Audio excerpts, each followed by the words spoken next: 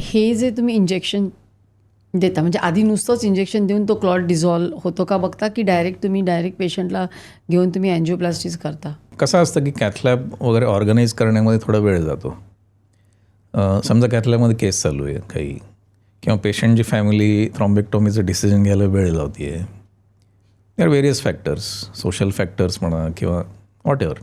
तर त्यामध्ये ॲटलिस्ट काहीतरी ट्रीटमेंट चालू व्हावी याकरता आम्ही क्लॉट डिझॉल्व करण्याचं इंजेक्शन देतो पेशंटला. अच्छा.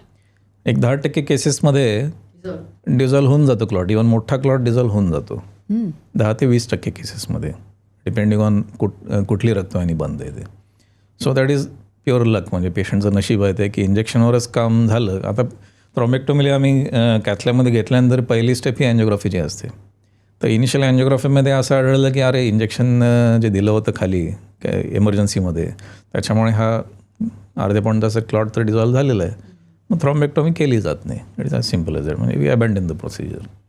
मग इंजेक्शनची काय कॉस्ट असते? इंजेक्शनची cost depending on the dose वगैरे एक 15-20 हजार असते इंजेक्शनची कॉस्ट. कारण बऱ्याचदा असं लोक सांगतात ना की अरे त्यांना असं असं झालं आणि मग ते महागडं इंजेक्शन सांगितलं, मग ते खरंच द्यायचं की नाही हे डिस्कस करण्यामध्येच पेशंटचा वेळ जातो. हो. तर इवन थ्रॉम्बेक्टॉमीची कॉस्ट बऱ्यापैकी जास्त आहे ॲक्च्युली. इंजेक्शनपेक्षा बरीच जास्त आहे थ्रॉम्बेक्टॉमीची कॉस्ट. कारण there is lot of imported hardware involved. म्हणजे तो स्टेंट म्हणा किंवा guide wire, micro catheter, guiding catheter हे सगळं इम्पोर्टेड असतं. आणि इनफॅक्ट डॉक्टर सोडून बाकी सगळंच इम्पोर्टेड असतं. अगदी कॅथलॅब ज्यावर आपण ही केस करतो आहे किंवा अगदी साध्यातलं साधं मटेरियल हे सगळं इम्पोर्टेड आहे. आणि तुम्हाला माहिती आहे डॉलरची कॉस्ट वाढतच चालली आहे. सो बऱ्याचशा गोष्टी हे डॉक्टरच्या हातात नसतात. म्हणजे the cost of the consumables hardware वगैरे हे डॉक्टरच्या हातात 1%ही आमच्या हातात नसतं ते. हो, त्यामुळे मी नेहमी म्हणते की डॉक्टर पैशासाठी करतो हे चुकीचं आहे. कारण पैसे ते हॉस्पिटलला आणि त्या कंपनीला मिळत असतात ज्यांनी ते स्टेंट बनवलेले आहेत. ॲब्सोल्युटली. म्हणजे कंपनी कमवते, हॉस्पिटलला जातात, government also earns, import duty असते त्याच्यावर, त्याच्यामुळे कॉस्ट वाढते. डीलर असतो मध्ये, डिस्ट्रीब्युटर असतो, hospital will also earn something. आता हॉस्पिटलने इन्व्हेस्टमेंट केली असते बरीच मोठी. ही जी कॅथलॅब मी सांगतोय 5, 6, 7 कधी 10 कोटीची कॅथलॅब असते. हो, ते रिकवर होणार कुठे? आणि ह्याची लाईफ असतं 10-12 वर्षांनी हे रिप्लेस करायचं असतं. तरच ही ट्रीटमेंट आम्ही देऊ शकू पेशंट्सना. तर ही कॉस्ट रिकवर कोणाकडनं होणार? पेशंटच्या बिलावरूनच होणार ना रिकवर. सो डॉक्टरची फी त्यात फार किरकोळ असते. म्हणजे कुठल्याही प्रोसिजरमध्ये, कॅथलॅबच्या प्रोसिजरमध्ये डॉक्टरच्या फीचं कॉम्पोनंट हार्डली 5-10% असतो युजली. बऱ्याचदा अशा केसेस होतात की अँजिओप्लास्टी करतानाच पेशंट इज डेड. असं कधी बघितलं आहे का तुम्ही? हे होतं ना. हे बघा, शरीरात असं कुठलंही शरीरावर अशी प्रोसिजर नाही आहे की ज्यात रिस्क नाही आहे. पण पेशंट्सने किंवा आपण असा विचार केला पाहिजे की ही प्रोसिजर जर का आपण नाही केली तर काय रिस्क आहे, किंवा हे प्रोसिजरला आपण वेळ लावला, आता 2-3 तास 4 तास डिसिजन घ्यायलाच वाया घालवले तर त्याचे इम्प्लिकेशन्स काय आहेत, ह्याची रिस्क, ह्याचाही विचार करायला पाहिजे. एक 5% रिस्क ही कुठल्याही ब्रेनच्या प्रोसिजरमध्ये असते. आणि एस्पेशली स्ट्रोकच्या बाबतीत रिकव्हरी इज नॉट गॅरंटीड. कारण काही पेशंट्समध्ये तासाभरात रक्तवाहिनी ओपन करूनसुद्धा काही फायदा होत नाही. कारण तेवढा 1 तासात परमनंट डॅमेज बऱ्यापैकी होऊन गेलेला असतो. त्यामुळे रक्तवाहिनी ओपन दिसते पण पेशंटला इम्प्रूव्हमेंट होत नाही, असंही होतं. अर्थात हे सगळं समजावून सांगितलं जातं फॅमिलीला.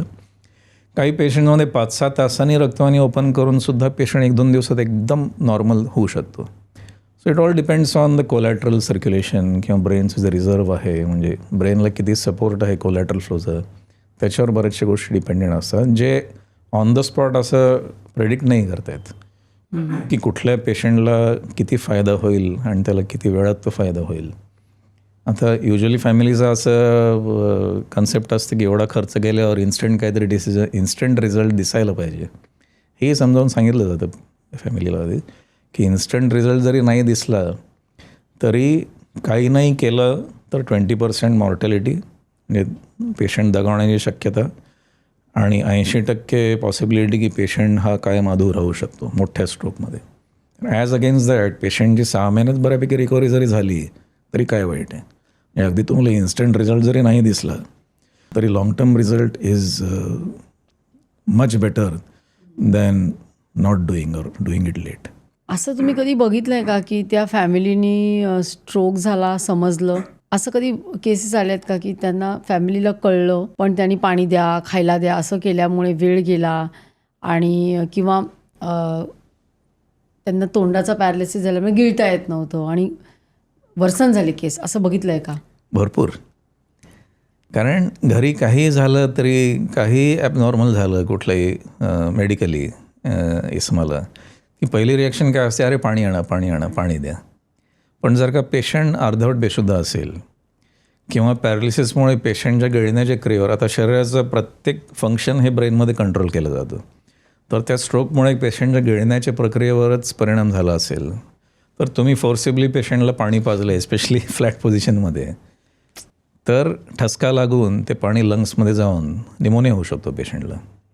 तर असे भरपूर पेशंट्स आम्ही बघतो की पेशंट स्ट्रोक घेऊन आलेला असतो पण ॲडिशनली कोणीतरी पेशंटला पाणी वगैरे किंवा शुगर, साखर पाणी वगैरे असं पाजण्याचा फोर्सिबली प्रयत्न केलेला असतो आणि patient also has pneumonia when he lands up in hospital. असे भरपूर केसेस बघितले. डॉक्टर, अशा इंटरेस्टिंग केसेस सांगा ना की आयदर त्या गोल्डन अवरमध्ये आले किंवा थोडेसे उशीर आले आणि एक छान त्यांची एकदम मिरॅक्युलस रिकव्हरी झाली. असे पेशंट अनफॉर्च्युनेटली असतात, पण युजली वेळ फार जातो. सो बेस्ट पेशंट जे आमच्या लक्षात राहतात ते म्हणजे पेशंटला घरी काहीतरी झालं आहे आणि पेशंट स्वतः म्हणतो आहे, अरे मला पॅरालिसिस वाटतो आहे बरं का, मला घेऊन जा. असा एक पेशंट मला आठवतो आहे.